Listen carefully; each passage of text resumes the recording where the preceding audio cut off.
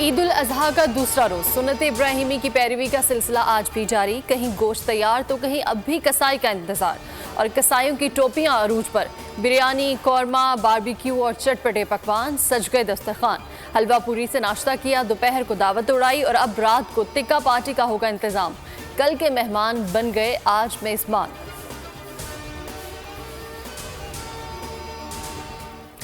मुल्क को आगे लेकर जाना है तो सब कुछ प्राइवेट सेक्टर के हवाले करना होगा। कराची और लाहौर के एयरपोर्ट्स की भी आउटसोर्सिंग होगी। खैरात से स्कूल और अस्पताल चल सकते हैं, मुल्क नहीं। वजीर खजाना मोहम्मद औरंगजेब की दो टोक गुफ्तगू। कहा, मुल्क को रिलीफ देना है तो हुकूमती खसारा कम करना होगा। जब इदारे नुकसान में जा रहे हैं तो रिलीफ कैसे दे सकते हैं। ज़राअत और IT का IMF से कोई ताल्लुक नहीं। जो शोबे टैक्स नेट में नहीं, उन्हें टैक्स नेट में ला रहे हैं। वज़ीर आज़म ने कहा कि हमें पैसे मांगने की आदत हो चुकी है। इस बार हम चीन पैसे मांगने नहीं गए, टेक्नोलॉजी लेने गए थे।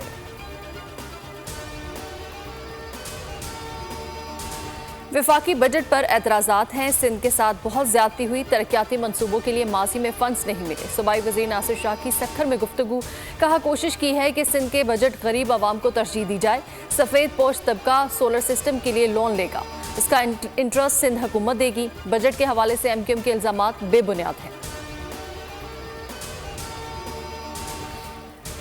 गवर्नर सिंध कामरान तिसोरी का कराची के वेटरनिटी अस्पताल का दौरा। सांगड़ में तशद्दुद का शिकार ऊँटनी के इलाज का जायजा लिया। मीडिया से गुफ्तगू में बोले कि बेटी ने मजबूर किया कि ऊँटनी की सेहत का जायजा लेने के लिए अस्पताल जाऊं। बेजुबान जानवरों के साथ ज्यादती की गई।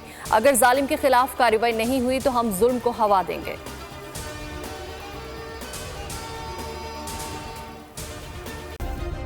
सब्सक्राइब करें और बेल दबाएं ताकि कोई खबर रह न जाए।